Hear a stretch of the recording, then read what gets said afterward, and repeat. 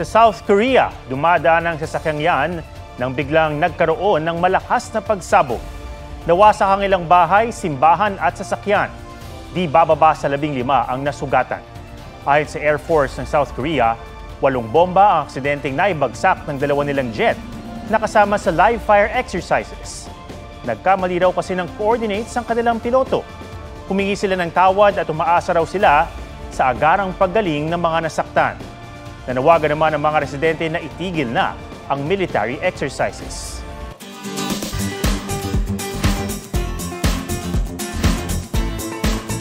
Pati babae, habulin na rin ng chicks.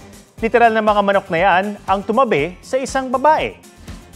Nangyari yan noong bumisita si Lay Teodosio sa Tanay Rizal. Habang nakichill sa isang cafe, pinuntahan siya ng mga manok. Nag-iisa noon si Lay kaya biro niya, parang naawa sa kanya ang mga manok. Hindi naman daw siya naistorbo dahil behave lang sa upuan ang mga ito.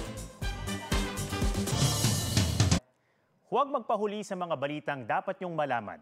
Mag-subscribe na sa GMA Integrated News sa YouTube.